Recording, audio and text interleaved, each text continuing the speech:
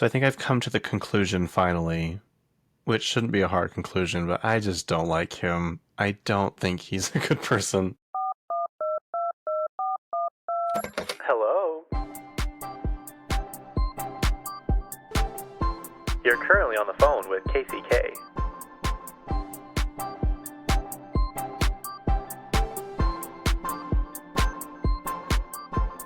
Yep, that's me. Welcome back, everyone. I'm Casey. This is On the Phone with KCK. It is currently 8 p.m. on Sunday night, and I have been trying to make this episode, I don't know, for the last 4 or 5 days, and I don't know, I wasn't feeling it. And I think I've already talked about this with that Leo Skeppy guy, which people are, like, not liking anymore.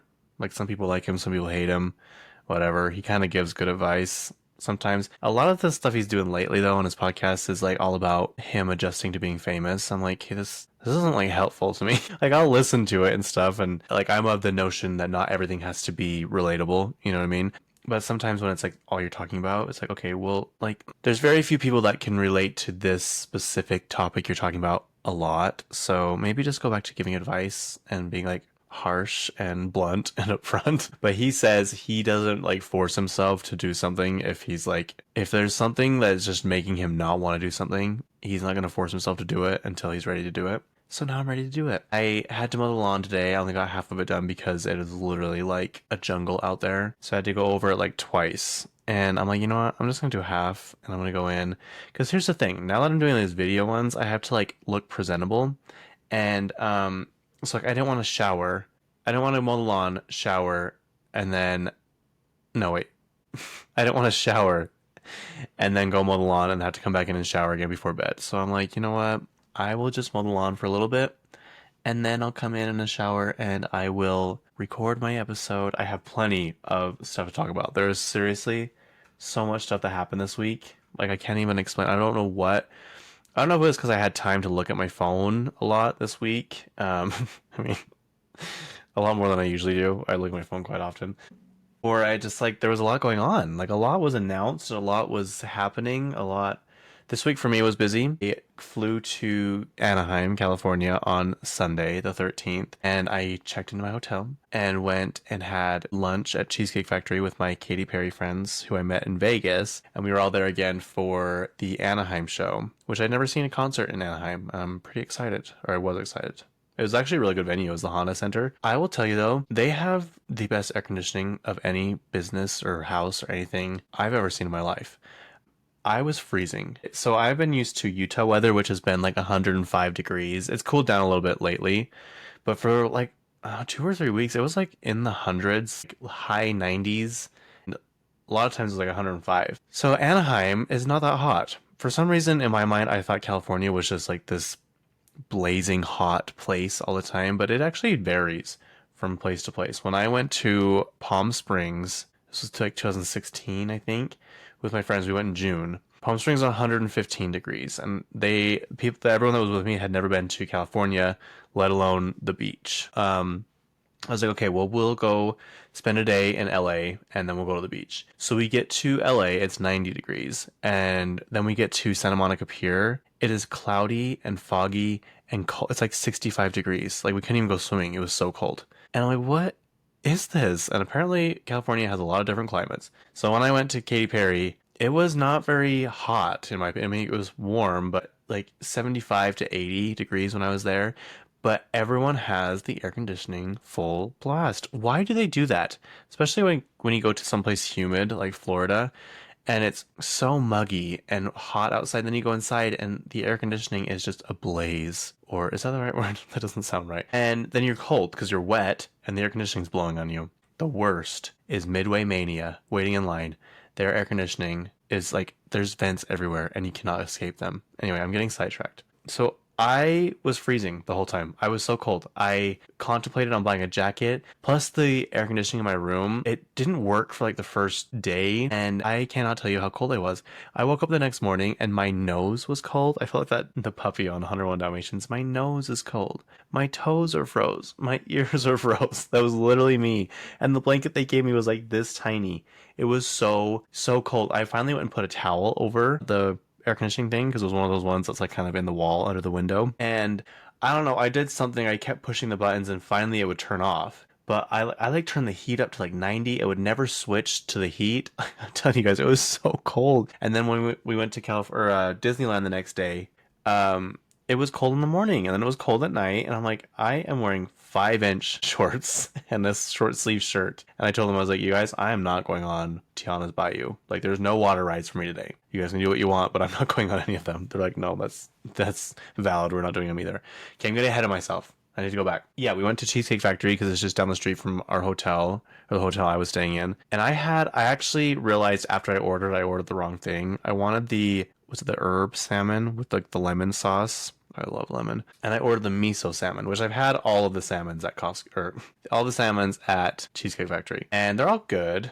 I think, like, yeah, there's one on the Skinnylicious menu, I'm pretty sure. And then there's 3 on the regular. I can't remember what the other one is. Then there's a miso salmon. And it's kind of got like this tangy, I don't know, almost like, I don't even know how to explain it. Kind of like a sauce you'd find at Panda Express, I guess you could say. It's like on white rice with this creamy white sauce and then this other sauce they drizzle on top of it.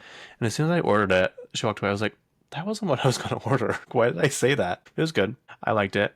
I had the full size portion because it was going to be a long day of waiting. Then we go to the Honda Center and wait in line. Luckily, we weren't VIP, but we were pit tickets. So it's basically the same tickets I had in Las Vegas, but we didn't get to go in earlier, which was fine because we were pretty close in line anyway, and we ended up getting front row. Like, it was literally like us and then the stage. Like, there was literally no one in front of us. You couldn't go any farther forward. And it was fun. It was probably one of the funnest concerts I've ever been to in my life. Like, people that go to concerts will know what I'm talking about. There is like this aura in the air, this energy you feel. And when it's just right, everyone feels the energy in the room and everyone matches that energy. The artists can feel that energy. Like, you can just tell when everyone's having the best time. The vibes are right. Everything goes right. The I don't know, the set list it was perfect. It was absolutely perfect. And like, I was so close to her. I cannot believe I was closer to her. Well, I don't know. I don't know. Taylor Swift's stage was a little bit higher, but I was pretty sure I was closer to Katy Perry than I was Taylor Swift, and I was pretty close to Taylor Swift. So it was just, you can just like see them in real life, and it's like, oh my god, they're human. Like, plus she's like so toned. She is so fit. I don't know what she does, but she is so in shape. It's all that apple cider vinegar she's always talking about. I used to drink that every morning, but it's one of those things where it's like you hear it's good for you, and then another influencer health person's like, ugh, what a waste of time, what a waste of money. It's like, okay, well, like, is it really gonna do anything bad to me? Like, can I still take it? And the tiny benefits it would give me be better than not taking it at all. Like, the athletic greens, I like them, but a lot of the health influencers and stuff are like, what a waste of money. It's like so expensive, which it is. You can buy it at Costco now though for $70, and you get 40 packets instead of 30. So that is a much better deal. Okay, sorry, I don't know where I was because my sister called me and needed me to do something. So I am completely lost on where I was. Let's see. Let me just pick up where I think I left off. Yeah, anyway, it was a great concert. This is my 5th time seeing her. Second time, like third time. This is my 6th time. Sorry. Okay, my 6th time seeing her. I've seen her 3 times in actual concert and then 3 times at her residency. And I'm telling you guys, she is a performer. She waved at me. She looked at me. I just can't, like, so her stage is like a infinity sign, and we were right in the middle of like where this, I don't know, like the middle of the 8, I guess you could say. And she like performed a lot right there, and like she'd get ready, like when she was changing like the screen at the front of the stage or whatever, we'd do like this show while she was changing and stuff. And basically the premise of the show is AI has taken over control and is like killing the butterflies, because this album's about like the theme of it, I guess. I don't know. The style of it is butterflies. Anyway, AI has killed the butterflies, which has killed the ecosystem, which has killed like love, and so that's basically the premise of this concert.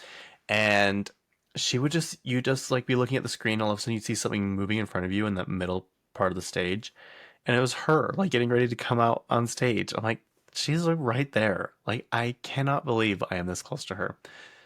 Anyway, I really do want one of her hoodies, but they're really expensive. But I would know I would wear it. It's one of those hoodies that's like a comfortable one. It's not those ones that's like really tight and like cheap looking. It's very big and kind of baggy. Um, yeah, it was fun. So then we went back. I went to my hotel room and I just went to bed. Yeah. Then I woke up and I uploaded my podcast for the week because it was Monday. My friends picked me up. We went to Disneyland. They go all the time because they have season passes, and I do not. But I guess if you're a resident of California, it's actually not a bad price. Because Lagoon here, they're like, "Do you have any amusement parks in Utah?" I'm like, yeah, we have one, and they price gouge you like crazy. It is ridiculous what they charge. We went last year, we got season passes last year, which ended up being really nice because a 1 day ticket is like $125, and a season pass is 200.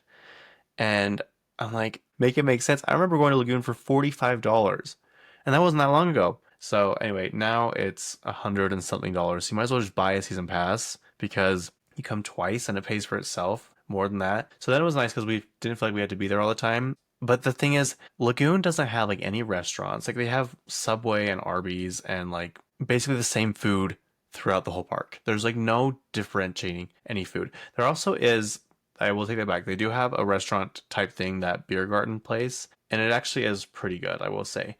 Other than that, no restaurants anywhere. I haven't been this year, so I don't know if they have that new parlor thing open, but I think it was just like ice cream and stuff. But like they don't have any places you really can go sit down and eat. And they don't give you discounts on food with your season pass. They don't give you discounts on merch, which I don't really know why you'd want Lagoon merch, but whatever. And so I was like, yeah, but it's like not a real amusement park. Lagoon's roller coasters are like mini, like baby roller coasters compared to the rest of the world. But it's fun. I do like going to Lagoon. There are people here who hate it, which I completely understand, but it's fun. Like you get your fix if you're like a adrenaline junkie like me, a roller coaster person. But yeah, nothing like Six Flags or Knott's Berry Farm or anything like that comparable. And so yeah, they're like, well, season passes for us, I can't remember what it was, but it wasn't even that much. And I was like, wow. And you can do a payment plan. I love a payment plan.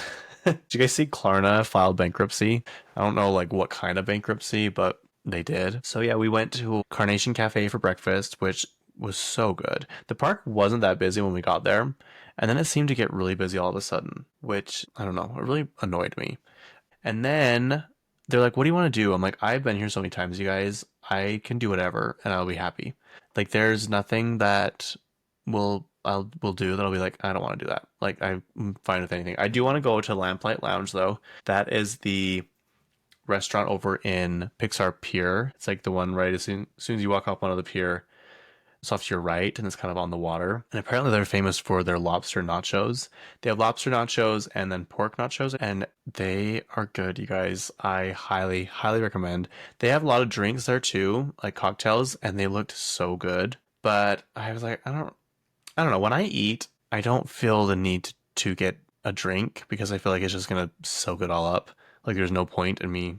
I don't know. There's just no point to me of drinking and eating at the same time. So I'm like, no, I'll just wait. And then we went on cars. Anyways, I'll get through all this, but it was fun. And then I flew home the next day, and I was craving pizza. I don't know why. I just wanted pizza so bad. Now that I'm thinking about it, I should have went to Pizza Planet. I went there and got their macaron because it was the 70th anniversary of Disneyland.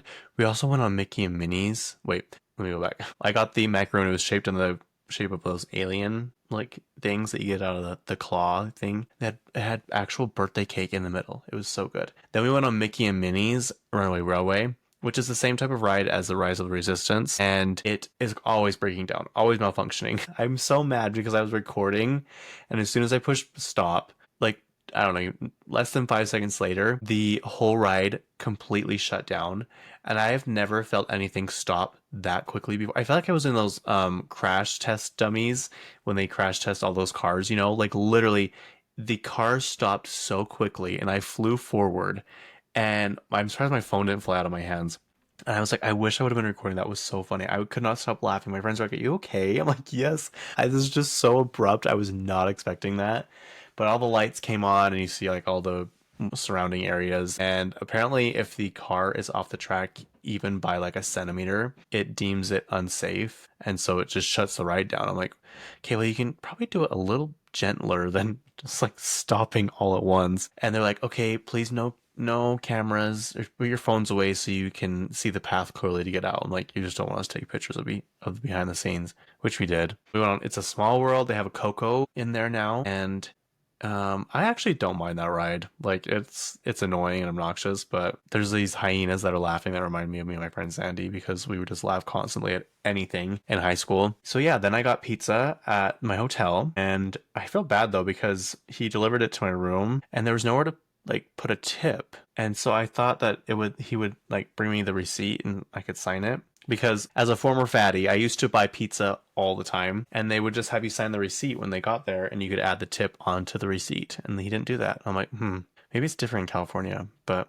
I don't know. Domino's is superior. I do like Pizza Hut. Pizza Hut is good. Little Caesars is so good. I honestly, there's hardly a pizza that I do not like. I do not like Tombstone pizza. That is disgusting. My friend once said, do not eat Tombstone pizza. It will put you in a tombstone. I also don't like the California Pizza Kitchen pizza, which is ironic because that's like what they're known for, but I don't like it. I just don't.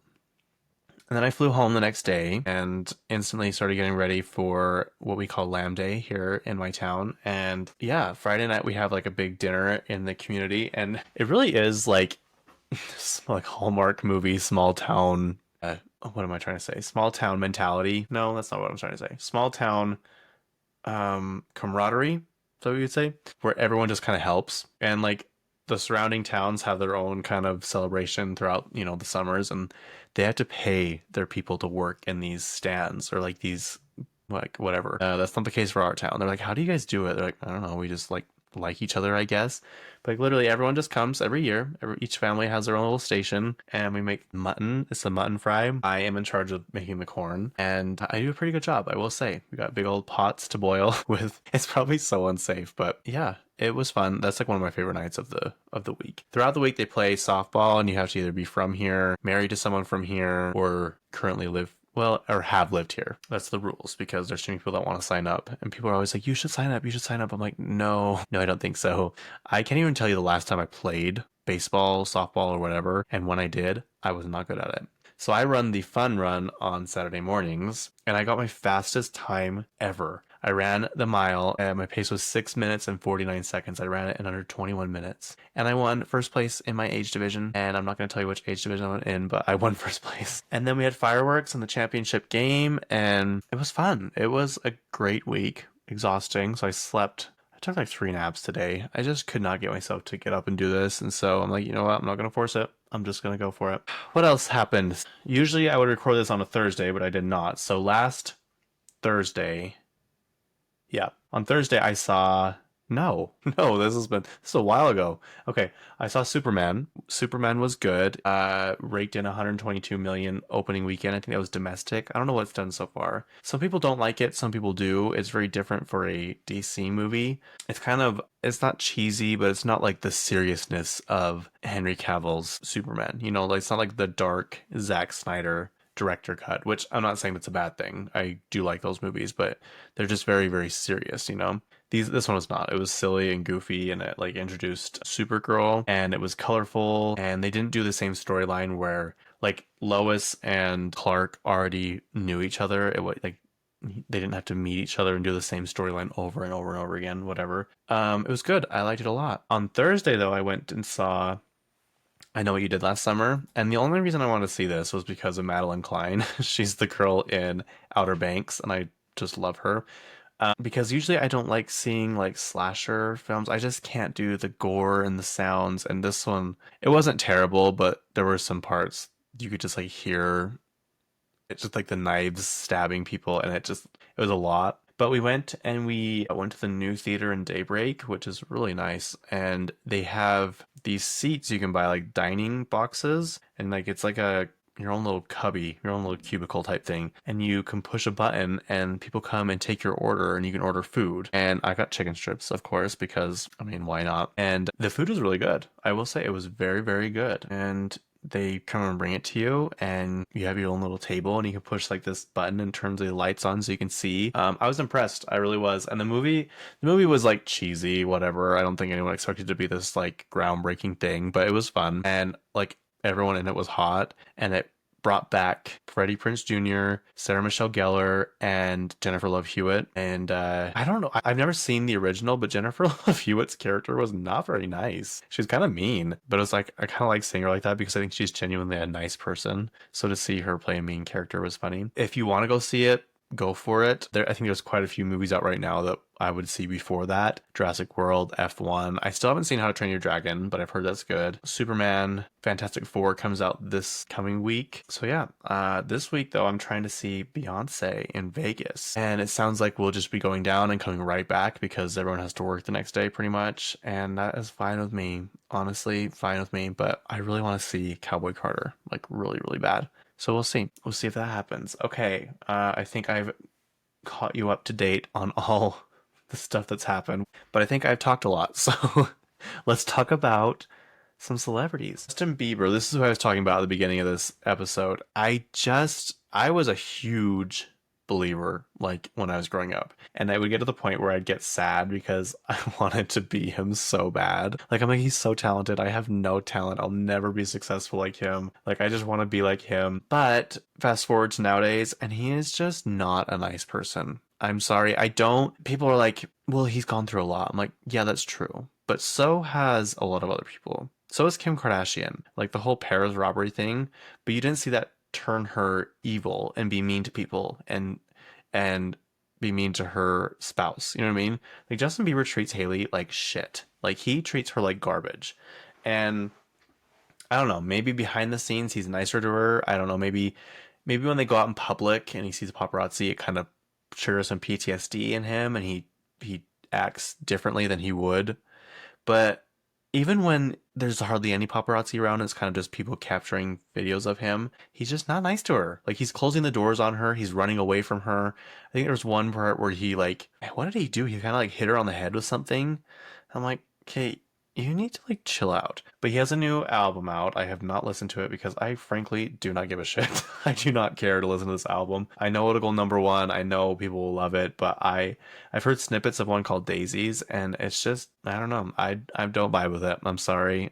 There are some songs of his I really do like. I like Ghost. I absolutely love Ghost. And that's about it so far. I like his old stuff, his original. What is that? One Time, One Less Lonely Girl, Overboard, Eeny Meeny, Baby. Like, yeah, back in the day of original Justin Bieber. But this album has 20 songs on it. And you know what I haven't been hearing? People complaining that there's too much music on an album, which is quite interesting because I think that's what happened to Taylor Swift when she released Torture Post Apartment. There was too many songs on it. So it's just quite interesting how if a male does it, it's like amazing. And if a female does it, there's too many songs. Like Lana Del Rey, I think, is known for having tons and tons of songs on her albums. And I think it's kind of become a thing lately, but I guess I'm still salty about people complaining about Taylor Swift's last album, which she is reported to be releasing something. I know we talk about this all the time. I know Swifties kind of have this delusion about them, but it's kind of fun to like always be speculating that something's going to happen. But she keeps, I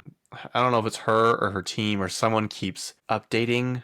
How am I trying to say this? Anyway, they're saying that a new album, her 12th one, will come out like the beginning of August or be announced the beginning of August. So we'll have to see. I don't know. Her dad has just been recovering from, I think it's quintuple heart or bypass surgery. So I don't know. I don't think it's going to happen, but you know, let's just pretend like it will because I could go for another Taylor Swift album for sure. Torture Post Apartment is truly a masterpiece. I think there are very few songs that I think would need to be removed. And I've already talked about this, so I won't do it anymore. But anyway, back to Justin Bieber. He has to pay Scooter Braun, the former manager of him, and the guy that stole Taylor Swift's music. He has to pay him $31.5 million.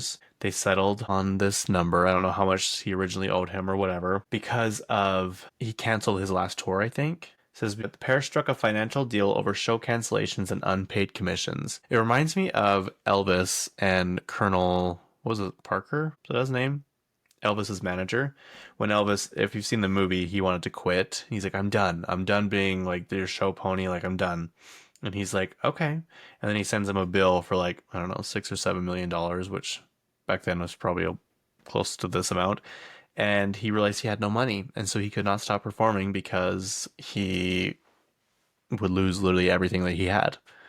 And I think Justin Bieber, didn't he sell his catalog for 300 million? Which doesn't make sense because in my opinion, Katy Perry has many, many, many more iconic songs than Justin Bieber, and she sold hers for 200 million. It doesn't make sense to me, but oh well. A deal is a deal. Yeah, so people are saying, did you wait till Haley sold her company for $1 billion to pay for this? And he's like, no, I did not do that. I don't know. He bugs me.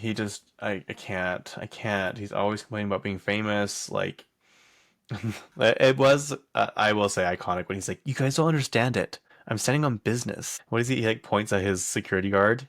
He's like, I ain't above. What does he say to him? Going off on you? And he's like, even you. And the security guard's like, what did I do? I'm just standing here. Practical Magic 2. We've talked about this before, but the cast list is out. It's not very long.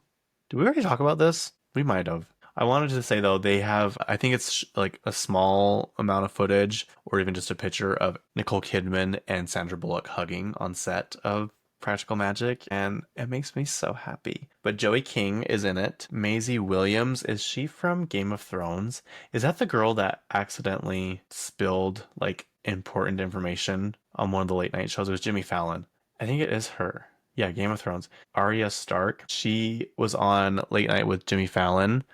Did you hear they're canceling Colbert? That's crazy. I think it has something to do with like political stuff, which is really annoying, but anyway, we'll talk about that later. But this girl, Maisie Williams, was on Jimmy Fallon's show, and I thought it was a bit, and like maybe it is, maybe it was, and I just never caught on. But she like announces something about the show, and then she like hurry and puts her hands on her face, and she's like so worried and scared. I think she runs off the stage, but I don't know. I thought that was funny. Nicole Kidman, Sandra Bullock, Lee Pace. I don't know who he is. Joey King, Maisie Williams, Stockard Channing. She plays Rizzo. Is that her name? On Grease. She's one of the ants in Practical Magic. And me and my cousin always say, "You making fun of me, Riz?" Because that's what Olivia Newton-John says when she comes out of the bathroom and Rizzo was like singing about her and making fun of her. So anytime like we think someone's making fun of us, we're like, you making fun of us, Riz? You making fun of me, Riz? It's a little insight to my family humor if you're interested. This was interesting. Olivia Rodrigo, she paid for all of her employees' therapy bills while on tour for her Guts tour. It says, yes, Olivia Rodrigo paid for therapy for her entire crew during the Guts World Tour. Her guitarist Daisy Spencer revealed this during a podcast interview, describing it as an incredible and much appreciated resource. According to Spencer, the therapy was made accessible and free for all touring personnel, both during and even after the tour concluded. Rodrigo's initiative highlights a growing awareness of the importance of mental health in the demanding touring industry. Spencer mentioned that accessible and free therapy is a valuable gift, especially given its potential expense. Rodrigo's commitment to mental well-being is personal, as her father is a family therapist, and she's openly discussed her own positive experiences with therapy since age 16.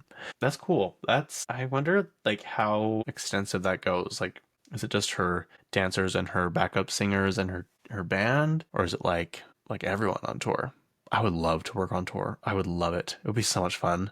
It would be so fun. Just the energy and the vibe, and you get to see a concert pretty much every single night. Yeah, so I thought that was interesting. I just love hearing little things like that. Like, it doesn't really get talked about much, like in the news and the press, but it's just fun to hear.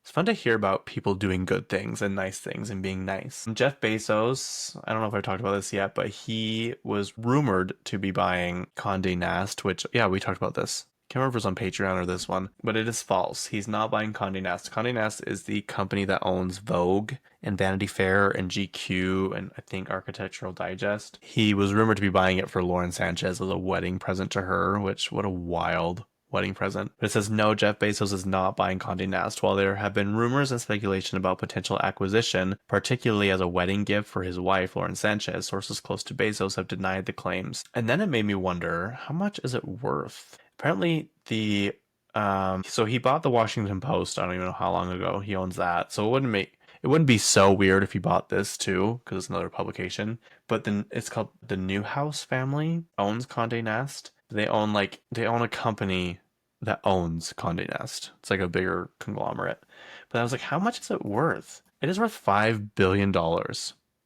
I was pretty surprised because everyone's always talking about how print is dying and no one buys magazines anymore, and like who does? Except for me. I love buying magazines. It says Condé Nast's exact worth is not publicly disclosed as it is a privately held company. However, it's estimated to be worth around $5 billion, based on a valuation of roughly three times its earnings of 1.7 billion. They earn 1.7 billion a year. So that's not struggling. That's doing very well. So yeah, I don't know what is in the air that people think that print is dying, but apparently it is not. In 2021, they a revenue of 2 billion. So I'm like, whoever's been reporting on this is not reporting right because that's a lot of money. And maybe it's not. Maybe it's not in the print world. Maybe that's not a very good number. To me, it is. It's a very good number. Paris Hilton has returned to Carl's Jr. to do her iconic Carl's Jr. commercials, but this time she's kind of like not the main part of the commercials. Alix Earle is the main part, and she's promoting two hamburgers. The Hangover hamburger, which I think has tortilla chips on it, I want to say. And then there's the queso cheeseburger, which I think that's the one Paris Hilton is in. She pulls up in her Bentley at the end. It's like, that's hot. If you are unaware, Carl's Jr. and Paris Hilton did a collaboration in 2005, and it's like kind of an iconic. I don't know if they premiered it at the Super Bowl, but she's eating a hamburger and like washing her car in like this like tight like bathing suit, and it's just like supposed to be very sexual and whatever.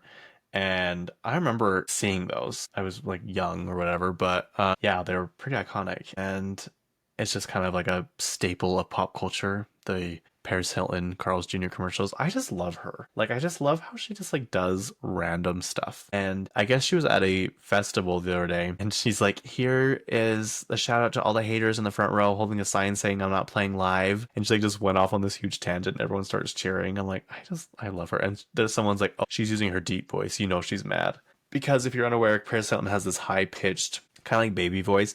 That is what Taylor Swift is referencing also in Antihero, when she says, I feel like everybody is this sexy baby and I'm a monster on the hill. She's not referring to herself as like a child, as an infant. She's referring to herself as these women that like talk in the baby voice and like they act dumb, like they don't know anything, like they're just like pretty girls, you know what I mean, to get the men. That's what she's referring to. And that's kind of what Paris Hilton's voice is. She created this character while she was in that awful camp she was in.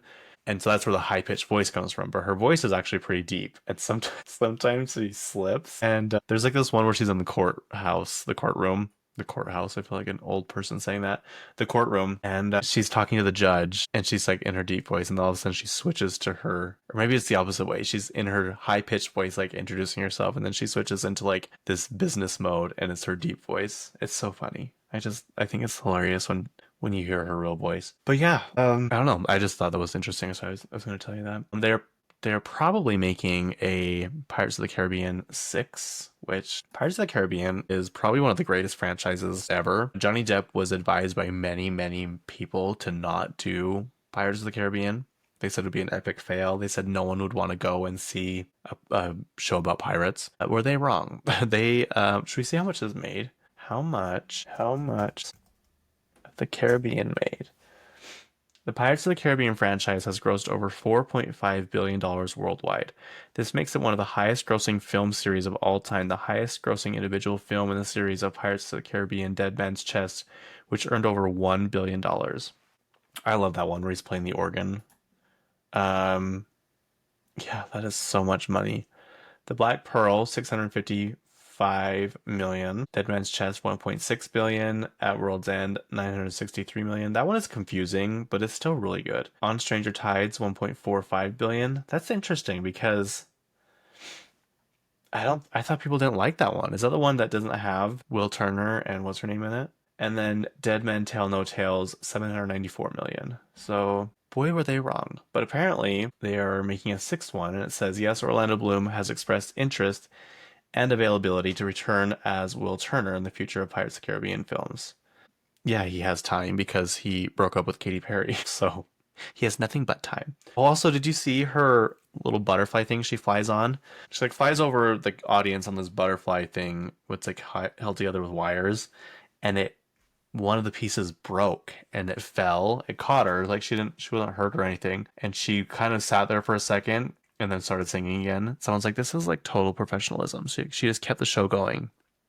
I'm like, that's Katy Perry. That is the love of my life for you. But because someone is like, all these pop stars are trying to fly through the air, and don't they know that that's Pink's specialty? Like only she can do that and get away with it. Other ones cannot. And then of course someone's like, well, she should be used to the turbulence because she's an astronaut, right? I'm like, are we still talking about that? Literally, are we still talking about that? I just cannot believe people cannot get over that. Whatever. Anyway, while there's no confirmation of a sixth movie or his specific involvement, he has stated that he would personally think it would be great to get the band back together. We haven't seen what's her name in anything lately. Keira Knightley. There's a girl on TikTok that impersonates her. Like obviously it's exaggerated, but she's so spot on. Her name is Caitlin Riley, I think. Which I think we just found out she's not very nice. It's interesting to me when influencers aren't nice. I think it's interesting when influencers think they're famous. They're like famous adjacent. You know what I mean? They get invited to all these things and like or they're literally there just to promote movies and stuff,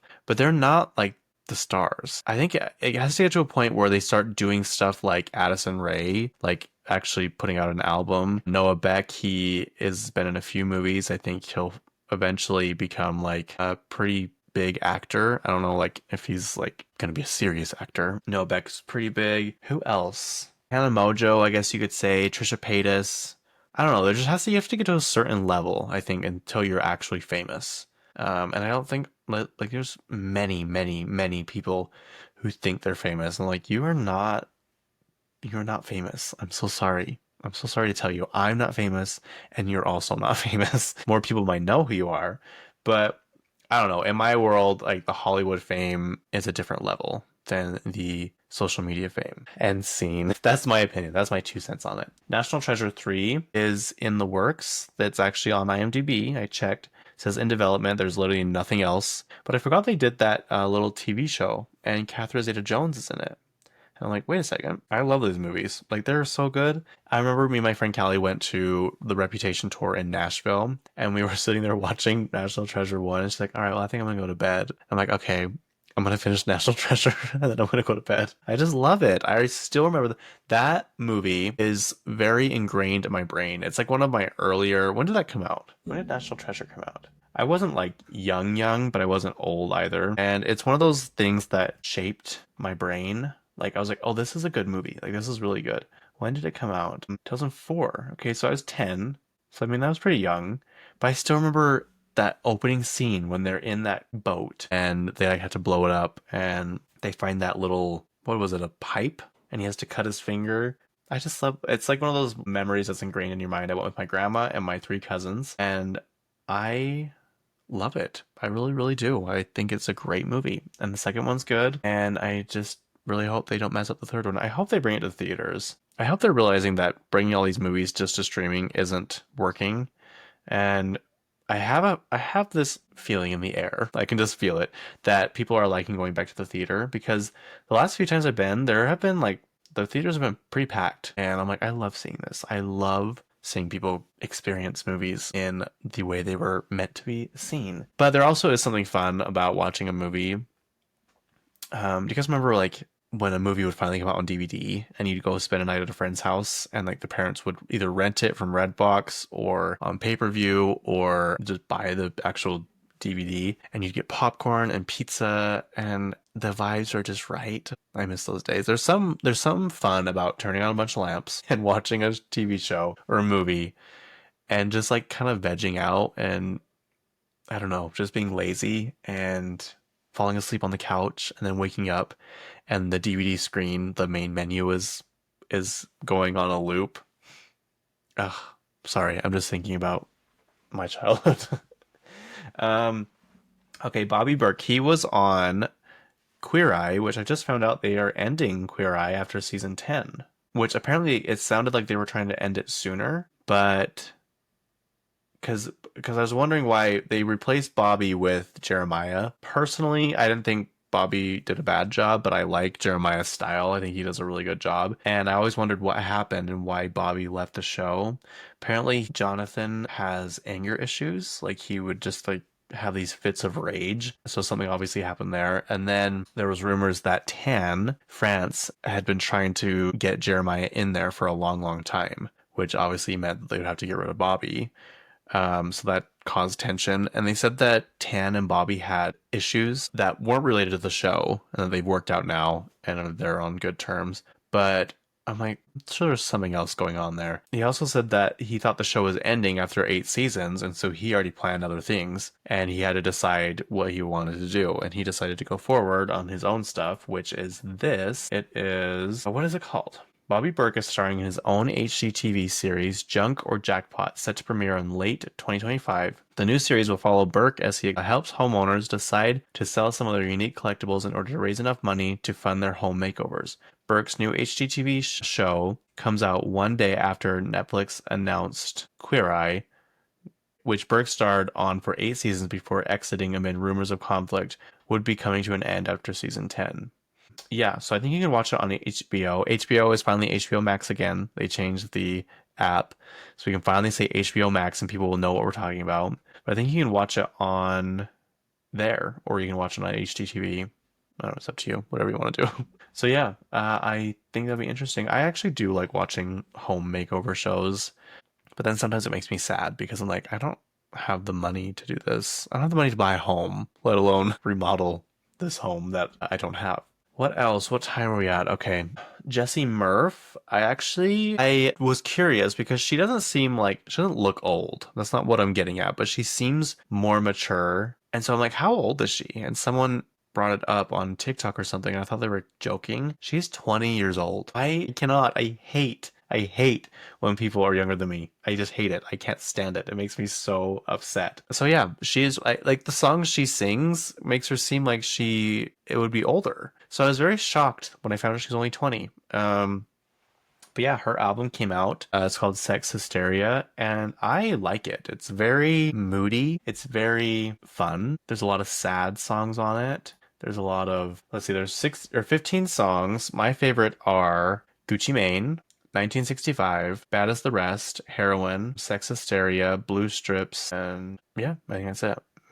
Maybe Your Bill is Big as the F word.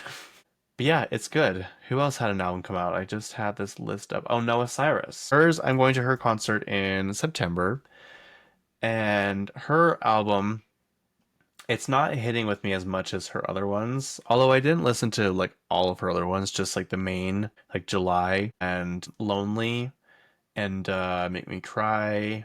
What's the other songs that I like of hers? There's another one. I Burned LA Down, which that didn't age very well. Her new one is called I Want My Loved Ones to Go With Me.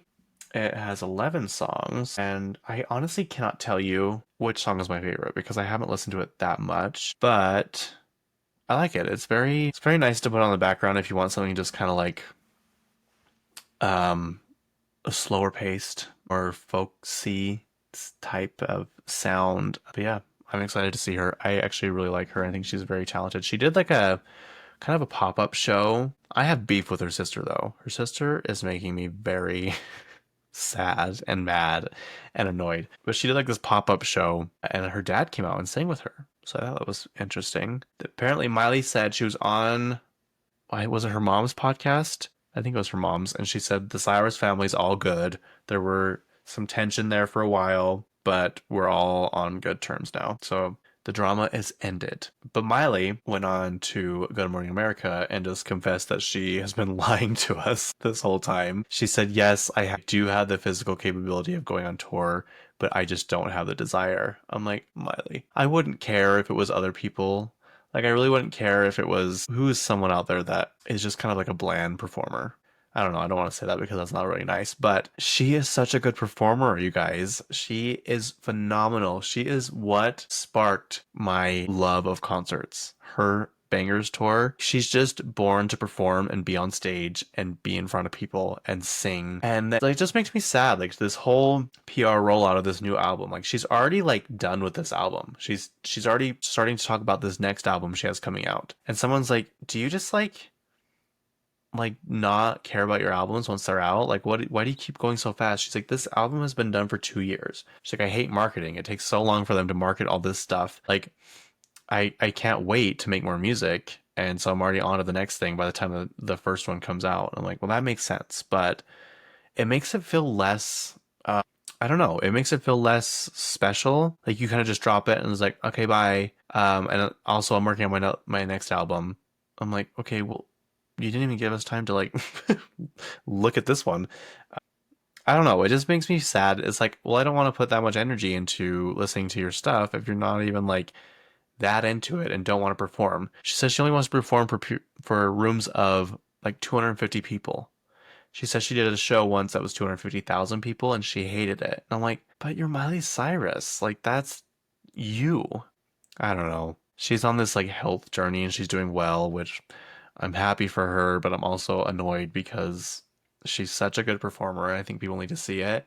And it's like, I'm never going to be in one of these rooms of 250 people. Like, there's no chance that I'm going to be in these rooms of you see into these tiny, tiny audiences. So, and then she talked about how she hates half of the album Plastic Hearts. She hates half the songs on there. I'm like, but that album is so good. So then it makes you wonder when you're listening to it. It's like, oh, is this the song she hates? Is this the song she hates? Like, what? Why doesn't she like it? What happened? Should I not like it? I don't know. Well, there's a lot to think about. There's a lot to unpack here, and it makes me sad.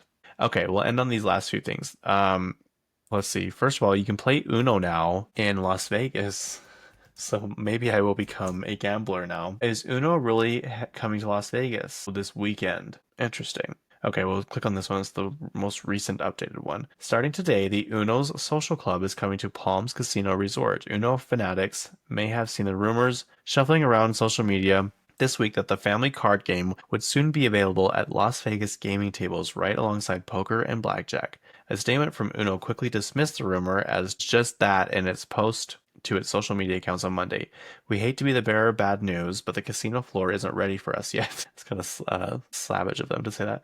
We've been told that while they do have tight security, it's not robust enough for Uno at this time. Is this a joke? Like, are they being serious? That's not quite the end of the story. While Uno may not be coming to a permanent fixture in Sin City yet, here's what is happening. This weekend at a suite at the Palms Casino Resort in Las Vegas was transformed into an Uno social club in collaboration with Mattel, the card game's owner, according to a joint announcement. The club will feature Uno expansion packs and game variants, and the suite, which includes private bowling alley, oh wow, will be decked out in the game's iconic red, yellow, blue, and green colors. The Palms, isn't that what's her name owned? Adrienne Maloof from Real Housewives of Beverly Hills. The exclusive event is not open to the public. The temporary experience is only available to one lucky winner and a guest. Well, that's not very fun. There's just two people playing against each other. Boring. Okay. This is also coming to Vegas. Universal Studios does their horror nights every year for Halloween, which sounds absolutely not my vibe. I'm not into this. I will go to haunted houses if people want to, but I'm never like, hey, let's go to a haunted house, you guys. No, won't be me. But it says I guess they had a temporary one of these in Vegas, but now it is permanent. It says, get ready to experience the nightmare in a year-round form, fully immersive, high-quality horror spectacle that brings your greatest fears to life. Enter the evils of 4 haunted houses, each with their own terrifying stories. Universal Monsters, The Texas Chainsaw Massacre, Scarecrow the Reaping, and Blumhouse's The Exorcist. They did The Exorcist? Really? Believer. Surrounding the haunted houses are fully themed immersive entertainment areas, each with its own unique live horror experience, plus decadent food and drink offerings in select areas. Your deepest fears are closer than you think. Yeah, this looks very scary. Just having this up on my computer screen, I can feel the evil coming into the room. Ticket prices, how much are they? Oh, wow. Oh my gosh. Okay. They have 3 different options. One is $70, a general admission ticket to one-time access. Enter each haunted house. Oh, I guess it's for 4. For 4 haunted houses, I guess that's a pretty good deal. Enter each haunted house once, enjoy a one-time general admission access to each haunted house, each with their own terrifying story. The next one this is just a Nevada resident, and it's 60. And then there's unlimited general admission access. Enjoy unlimited access to haunted houses. I guess you can do it. It has to be the same day though. So There you go. Warning. Experience may be too intense for young children and is not recommended for children under the age of 13. Costume subject to costume policy. My cousin, I still don't think she likes them, but she was always terrified. Like Lagoon has their frightmares and they have haunted houses everywhere, and she went with us once. And at the end of the day, when we started going through the haunted houses, she went out to the car and sat in the car until we were done. But she's like, what if someone just like dressed up as one of these characters and started killing people? I'm like, you know what? That is a valid point. That is something that is very wise to think about, but I don't think it's going to happen. Anyway, we have so much more to talk about, um, but we will just have to do it another day. And I cannot believe how much stuff is on this list. Like sometimes there've been a few times I'm like, am I gonna have enough to talk about? Not this time. Not this time. All right, well, that is all for me. I will see you next week. Um, it'll be will it be August then? Is July almost over, you guys? That'll be so sad. No, it will not be. We still have about one more week left of July. 2 weeks left of July. Thank goodness. If you want more info on pop culture and more of me, you can subscribe to Patreon, my Patreon page, and whatever. Follow me on all the social medias. And yeah, if there's something you want me to talk about, let me know. I'll be happy to add it to my list. Unless it's someone I don't like. But I guess I just talked about Justin Bieber, so it could happen. Anyway, thanks for listening. Okay, bye.